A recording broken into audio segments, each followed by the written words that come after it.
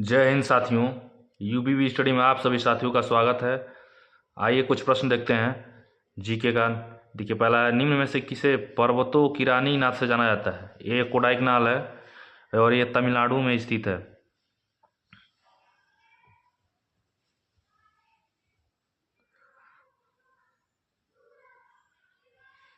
तमिलनाडु में स्थित है। एन्नामलाई पर्वत के दक्षिण में पालनी पहाड़ी पर एक प्रसिद्ध स्वास्थ्यवर्धन स्थान पर कोडाइकनाल स्थित है। दूसरा देते हैं ऊटी। ये भी तमिलनाडु में स्थित है, लेकिन ये नीलगिरी की पहाड़ी पर है। और देहरादून इसे वन नगर के नाम से जाना जाता है। और पहला ऑप्शन हुआ दार्जिलिंग। दार्जिलिंग पश्चिम बंगाल के पूर्वी हिमालय की तलहटी में स्थित है। और एक तमिलनाडु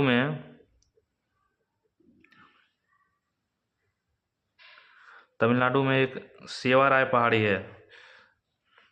सेवाराय पहाड़ी।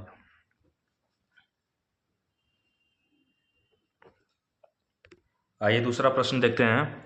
ऑक्सीजन के द्रव्यमान में हाइड्रोजन के द्रव्यमान का अनुपात हमेशा डैश होता है। इसमें से देखते हैं, ऑक्सीजन के द्रव्यमान में हाइड्रोजन के द्रव्यमान का अनुपात हमेशा 1.8 होता है।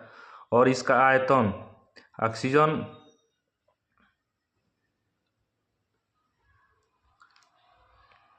ऑक्सीजन और हाइड्रोजन का आयतन का अनुपात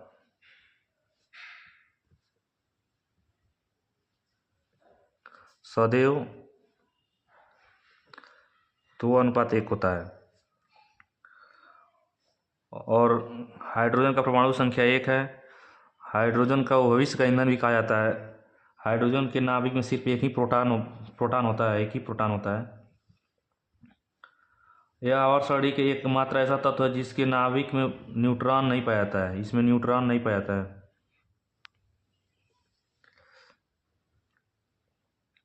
मानव शरीर में सर्वाधिक मात्रा में पाया जो मानव शरीर में ऑक्सीजन है, इस मानव शरीर में सबसे अधिक मात्रा में पाया जाता है। और ऑक्सीजन के 3 समस्थानिक हैं, जैसे ऑक्सीजन 8, 16, 17, 18। तीसरा प्रश्न देखते हैं। दयानंद सरस्वती निम्न में से किस मिशन के संस्थापक थे? तो इसका आंसर होगा आर्य समाज के। और इसकी स्थापना 1875 में ईस्वी में हुआ था, आर्य समाज की आर्य। और इसकी स्थापना बॉम्बे में की गई थी, अभी मुंबई। और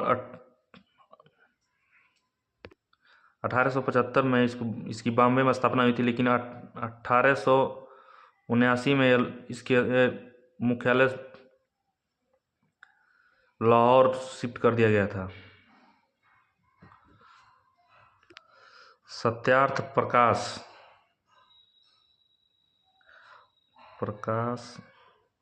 आर्य समाज की सबसे महत्वपूर्ण पुस्तक है। स्वामी दयानंद सरस्वती ने सर्वप्रथम स्वदेशी शब्द का प्रयोग किया था। ब्रह्म समाज की स्थापना इसकी स्थापना राजा राम मोहन राय ने 1828 में किया था। प्रार्थना समाज की स्थापना 1867 में आत्माराम पांडुराव और एम.जी. रानडे के द्वारा केशव चंद्र के सहयोग से हुआ था प्रार्थना समाज की। और ये चिन्मय समाज, इसके बारे में बताते हैं। ये एक वैश्विक आध्यात्मिक संगठन है। वैश्विक आध्यात्मिक ये संगठन है। इसकी स्थापना 1953 में हुई थी। और इसकी स्थापना करने वाले थे स्वामी चिन्मयानंद सरस्वती, जिसका उद्देश्य था वेद और उपनिषदों का ज्ञान का प्रचार करना था। आइए चौथा क्वेश्चन देखते हैं। सप्तवर्षीय युद्ध किन देशों के बीच लड़ा गया था? देखिए, सप्तवर्षीय युद्ध इंग्लैंड और फ्रांस के बीच हुआ था। और ये 1756 से 1763 के बीच लड़ा गया था। और इसका प्रभाव भारत पर भी पड़ता। सप्तवर्षीय और तृतीय जो कर्नाटक युद्ध हुआ था, इसका तत्कालीन कारण था सप्तवर्षीय युद्ध का। 22 जनवरी 1760 ईस्वी को आर्यकुट और काउंट डिलाली के बीच बंडिवास का युद्ध हुआ, जिसमें काउंट डिलाली की बुरी तरह पराजित हुई थी।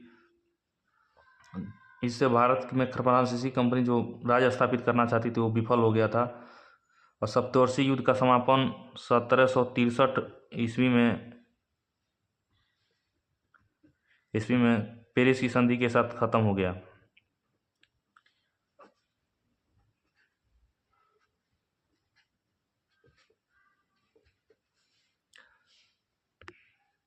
आज का लास्ट क्वेश्चन है, देखिए, भारतीय संसद का उच्च सदन किसे कहा जाता है? जो भारतीय संसद है उसका उच्च सदन राज्यसभा को कहा जाता है। देखिए, भारतीय संसद को 79 के अनुच्छेद में रखा गया और इसको राज्यसभा को अनुच्छेद 80 में और लोकसभा को 81 में रखा गया है। इसको अस्थायी सदन भी कहा जाता है, इसको वृद्धों का भी सदन कहा जाता है, इसको लोकसभा को निम्न सदन भी कहा जाता है, जनता का भी सदन कहा जाता है।